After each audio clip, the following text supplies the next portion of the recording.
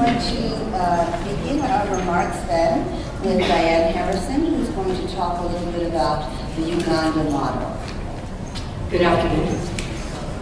Good afternoon. Yes, it's good to see you all this afternoon. I know it's been a long day.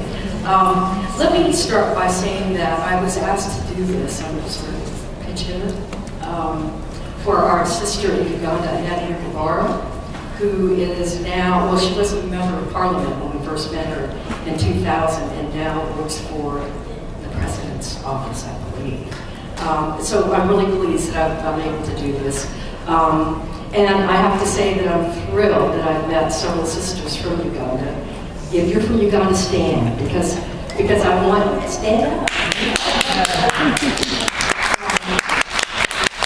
I was actually passing out some information yesterday afternoon, and I looked at it and I said, "You're from Gulu?"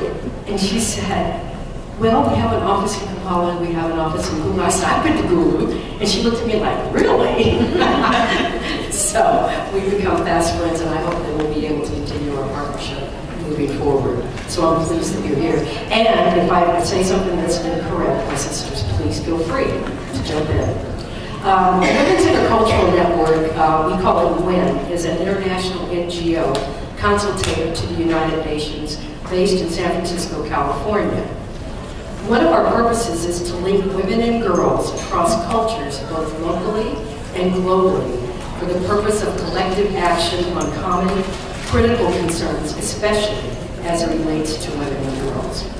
WIN's goal is to ensure that the voices of all women and girls are heard by providing venues and forums for the voices of our sisters who have not been able to participate fully in democracy. We work hard to develop policies and strategies that will help to implement the Beijing platform for action at the grassroots level in California through the California Women's Agenda, with U.S. Women Connect in the United States, which is composed of 29 or 30 states now. At some point we want all 50. And globally through our Calling the Circle. And we've done that in Uganda, in Afghanistan, Japan, the Philippines, and other women's networks and alliances. In 2000, WIN called the Circle with Women in Uganda. We spent 10 incredible days meeting and visiting with women in parliament, with NGOs and women business leaders to learn more about the issues and conditions that affect women and their families in Uganda. We traveled from Kampala to Gulu in the north. And there we really learned about what was going on with families living in refugee camps. And I have to tell you, it's probably one of the most depressing educations that I've seen, people being forced into the living conditions that they were forced into in the north. It has to do with war and other things that were going on in the country. So we learned a lot. And from this, we developed an action plan that we hoped would benefit women in Uganda. One of the things that we did learn was that land is the principal source of economic security for rural people, which consist of 85% of the Ugandan population. And we know that women especially have a hard time owning land in that particular country, like they do in a lot of sub-Saharan African countries. And so one of the things that we wanted to do was to develop a project that we could then share with our sisters. In fact, we developed it with our sisters because we were able to bring a group of those women to California, and they spent several weeks traveling across the state. And if you know anything about California, that's a long trip from south to north. But Marilyn Fowler, who was one of our founders and leaders extraordinaire, decided that they really needed to see the differences in California. It's not all urban. It's not all cosmopolitan. We do have rural areas. And so what we decided to do was to raise money, which we did, to purchase land in Uganda.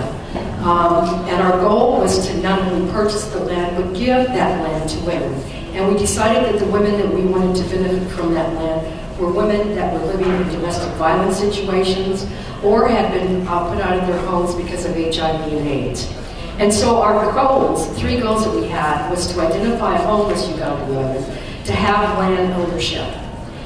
The second thing that we wanted to do was professional training for them to create a micro-enterprise on their 1 acre of land so that they could develop a way to take care of themselves and their families without depending on anyone else.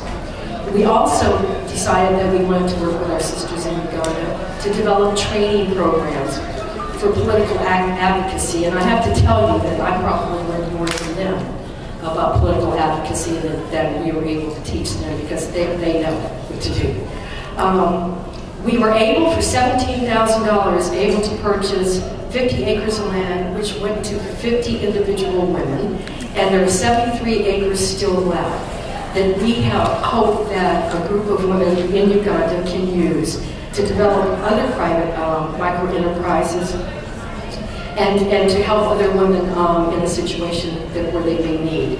We also have hope that out of that land that we can build, or they can build community centers, clinics if necessary, and whatever they need to help a woman to become self-sufficient in that area. The land went to women in the central region of the country. The second part of the project is to purchase land in Gulu in the north. And hopefully there will be 50 more women that will benefit from this project. I'm going to read quickly, because I know my minute is almost over, one of the testimonials from the women that received one of the first acres of land, because I think it speaks to what women are going through in that particular region of the country. I am happy about receiving this 1 acre of land. This would be the best time to take my children from my mother's home onto this land so we can cultivate and live together and be a complete family again. On this 1 acre of land, I will grow food that I will sell, such as beans and maize. Where I am living currently is also my husband's land, so he can come back at any time and take the land away from me and leave me with nothing. I feel very good that I have my own piece of land. That is my own. Thank you. Thank you for questions at the end. Thank you so much, Diane. And next we'll hear from